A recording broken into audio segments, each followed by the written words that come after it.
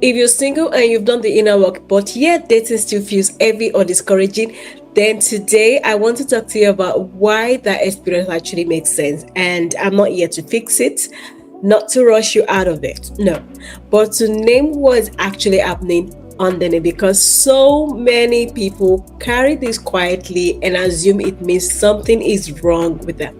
It doesn't. Welcome again to another episode, and I'm always happy to see you. So, there is a version of being single that doesn't get talked about very often.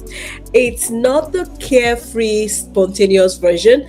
It's not the I'm focusing on myself phase. It is a version where you are actually pretty self aware, like you've reflected on your patterns, you understand your triggers better than you used to, like you so on top of things, and you're not blaming everyone else, and still dating feels exhausting. You might not be heartbroken actually. You might not even miss a specific person, but there is a tiredness that shows up after another conversation fades out, after another round of hope, followed by silence of confusion. But because you are not in crisis, you often minimize how you feel. You tell yourself other people have it worse, right? Is that what you tell yourself? You will say, I should be grateful, at least I'm independent. So you keep going, you keep holding everything on your own.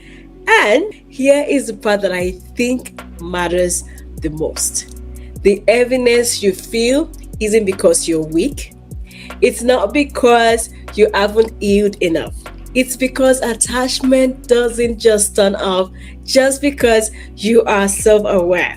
So when you connect with someone, even if it's for a short time, your nervous system actually engages. Longing engages. And when there is no space to process that, no place where those feelings can actually land, they don't disappear. They actually accumulate. So even when things don't hurt badly, they still take energy and they still need containment.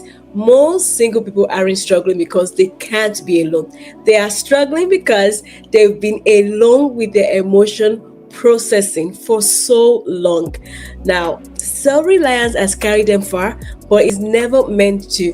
You're not meant to carry everything, if that's what I'm trying to say.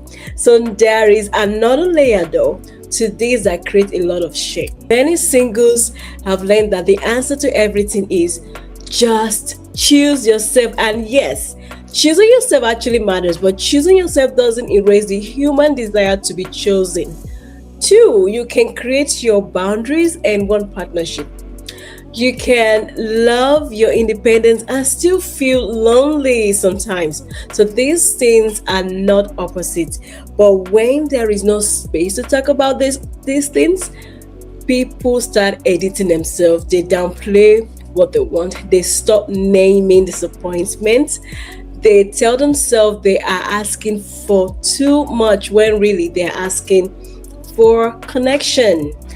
Now, so if this resonates with you, I want to invite you to consider a few questions gently. You don't have to answer them right now. Actually, it's just for you to sit down and think about this.